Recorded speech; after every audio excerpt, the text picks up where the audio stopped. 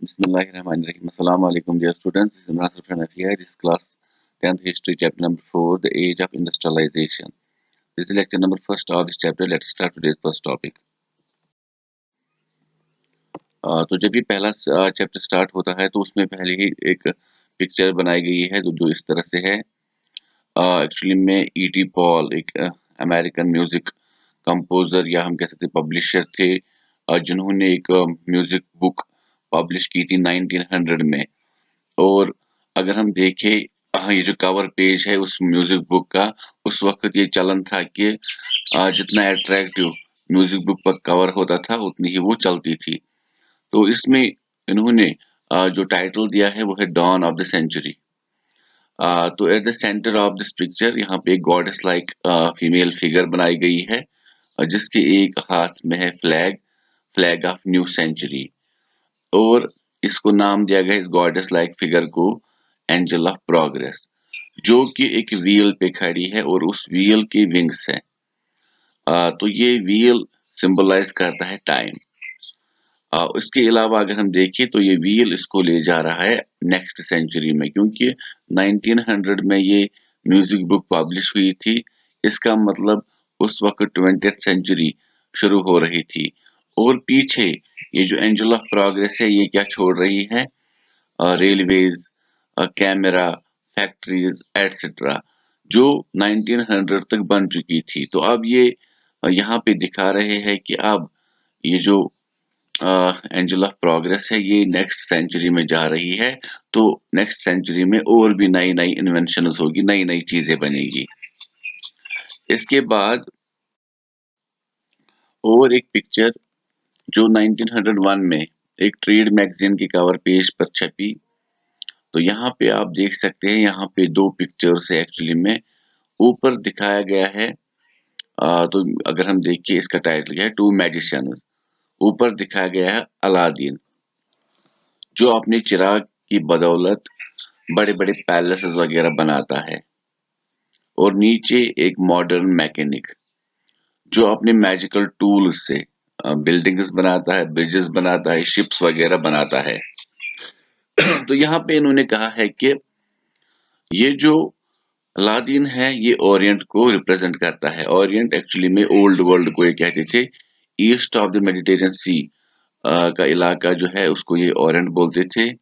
और यहाँ पे खास तौर पे जो अलादीन है, ये एक एक्चुअली में चाइनीज स्टोरी थी। तो ये यहाँ पे दिखाना चाहते हैं वेस्टर्न कंट्रीज के लोग कि जो ईस्ट है अभी भी वो स्टोरीज वगैरह या जो हम कह सकते हैं फिक्शनल स्टोरीज वगैरह पे दावा करते हैं कि हमें चिराग मिलेगा और हम पैलेसेस वगैरह बनाएंगे। लेकिन जो यूरोपियन कंट्रीज है वहाँ पे मैकेनिक्स ने जो है या साइंटिस्ट्स वगैरह ने अलग अलग इन्वेंशंस करके अलग अलग मशीनरी वगैरह बनाई। तो दोनों ही पिक्चर, जो पहली वाली E.T. पॉल की म्यूजिक बुक की पिक्चर थी और ये वाली पिक्चर, ये दोनों ही ग्लोरिफिकेशन ऑफ इंडस्ट्रियलाइजेशन दिखाना चाहते थे कि किस तरह से इंडस्ट्रियलाइजेशन ने काफी ज्यादा हम कह सकते हैं दुनिया में चेंजेस लाई है, काफी ज्यादा इंप्रूवमेंट्स लाई है। ये जो नई नई चीजें, मशीन्स, फैक्ट्रीज, रेलवे, स्टीमशिप्स वगैरह आई है, इससे लोगों की जिंदगी कितनी आसान हो गई है। इसके अलावा अगर हम देखें यहाँ पे बिफोर द इंडस्ट्रियल रेवोल्यूशन, आपका जो यहाँ पे टॉपिक है वो है प्रोटो इंडस्ट्रियलाइजेशन। जब भी हम बात करते हैं इंडस्ट्रियलाइजेशन के बारे में तो हमें लगता है कि हम एसोसिएट कर रहे हैं उसको फैक्ट्रीज के रिलेटेड। जैसे हम इंडस्ट्रियल प्रोडक्शन की बात करते हैं तो फैक्ट्री प्रोडक्शन सिग्निफाई होती है। इसी तरह इंडस्ट्रियल वर्कर्स की बात करते हैं तो हम सिग्निफाई करते हैं फैक्ट्री वर्कर्स। एक्चुअली में जो इंडस्ट्रीज और फैक्ट्रीज हैं ये अलग अलग दो चीजें हैं, इनको हमें एक नहीं मानना चाहिए। क्योंकि अगर हम यहाँ पे देखें इसका मतलब ये है कि जब पहली फैक्ट्री बनी वहीं से इंडस्ट्रियलाइजेशन शुरू हुई। एक्चुअली में इंडस्ट्रियल रेवोल्यूशन से पहले भी इंटरनेशनल मार्केट के लिए लार्ज स्केल इंडस्ट्रियल प्रोडक्शन होती थी और उस पीरियड को कहा जाता है प्रोटो इंडस्ट्रियलाइजेशन। तो हिस्टोरियंस ने उस पीरियड को नाम दिया है प्रोटो इंडस्ट्रियलाइजेशन। तो proto signifies early form of industrialization. इसका मतलब फैक्ट्रीज बनने से पहले भी इंटरनेशनल मार्केट के लिए चीजें जो कॉटेजेस या घरों में बनाई जाती थी उनको भी हम इंडस्ट्रियल प्रोडक्शन कह सकते हैं। तो काफ़ी ज़्यादा मकदार में वो चीज़ें इंटरनेशनल मार्केट में फैक्ट्रीज़ बनने से पहले भी बन रही थी। इसके अलावा हाउ द प्रोडक्शन इंक्रीज्ड, तो ये इसी चैप्टर टॉपिक के साथ रिलेटेड है, प्रोटो इंडस्ट्रियलाइजेशन के साथ ही, कि उस वक़्त प्रोडक्शन किस तरह से इंक्रीज़ हुई। कहा जाता है कि जो इंग्लैंड के अर्बन एरिया से, क्योंकि इंडस्ट्रियलाइजेशन एक्चुअली में शुरू हुई इंग्लैंड से ही, लेकिन इंडस्ट्रीज़ या फैक्ट्रीज़ बनने से पहले जो अर्बन एरियाज़ थे, जो सिटीज़ वगैरह थी, वहाँ पे जो मर्चेंट्स थे, वो नए लोगों को चांस नहीं देती थी बिज़नेस एस्टेब्लिशमेंट करने के लिए। क्योंकि उन्होंने अपनी जो हम कह सकते हैं अर्बन क्राफ्ट्स या trade guilds association of producers बनाई थी, वो नए लोगों को इसलिए चांस नहीं देते थे क्योंकि इनके पास पहले ही गवर्नमेंट ने मोनोपोली राइट्स दिए थे कि आपके बगैर कोई ट्रेड नहीं कर सकता। तो आप ये समझते थे कि अगर नए लोग इस ट्रेड में जुड़ गए तो हमारा हमारा जो है वो हमारे हमारा घाटा होगा, या हम उस तरह से प्रॉफिट नहीं कमा पाएंगे। तो यही सारे जो ये गिल्ड्स होती थी, एसोसिएशन ऑफ प्रोड्यूसर्स वगैरह होते थे, ये कंट्रोल प्रोडक्शन करते थे, रेगुलेट प्राइसेस वगैरह भी करते थे और रेस्ट्रिक्ट करते थे नए लोगों का बिजनेस में आने के लिए। तो बाकी मर्चेंट्स ने क्या किया, जिनको शहरों में बिजनेस करने की इजाजत नहीं दी गई, तो वो रूरल एरियाज की तरफ बढ़ने लगे, गाँव के इलाकों की तरफ बढ़ने लगे। तो रूरल एरियाज में मर्चेंट्स ने एम्प्लॉय किया पीजेंट्स को और स्किल्ड वर्कर्स को। उनसे कहा गया कि आप चीजें बनाइए इंटरनेशनल मार्केट के लिए। तो यहाँ पे हम एग्जांपल लेंगे क्लोथ की ही।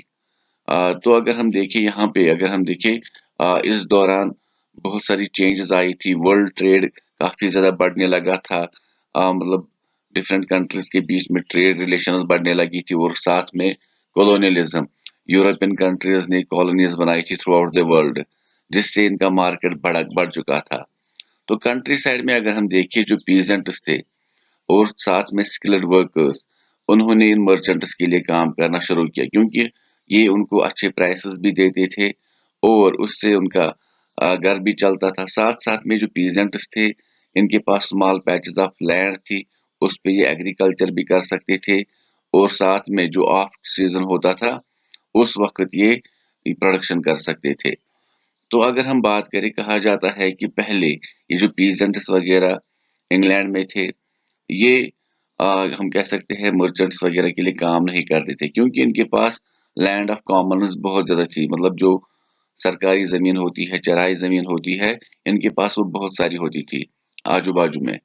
तो ये अपने जानवरों को वहाँ पे चराते थे, लकड़ी वगैरह, फ्रूट्स वगैरह, सब कुछ वो वहाँ पे करते थे। लेकिन बाद में जब वूल की डिमांड बढ़ने लगी, तो गवर्नमेंट ने बहुत सारे ट्रेडर्स को शीप ब्रीडिंग के लिए बहुत सारी लैंड रेंट पर दे दी। इसके अलावा जब वीट की कमी महसूस हुई, तो बहुत सारे लैंड लॉर्ड्स को लीज पर और लैंड ऑफ कॉमन्स में से लैंड मिली। इस तरह से जो पीजेंट्स थे, इनके पास वही जमीन बची जो जिस पर ये एग्रीकल्चरल एक्टिविटीज करते थे, और उसके बाद ये मजबूर हो गए कि हम कुछ नया काम ढूंढे। तो यहाँ पे मर्चेंट्स ने जब इनको ये अपॉर्चुनिटी दी, इसके लिए इनको एडवांस में पैसे वगैरह दिए जाते थे, रॉ मटेरियल दिया जाता था, तो ये तैयार हो गए।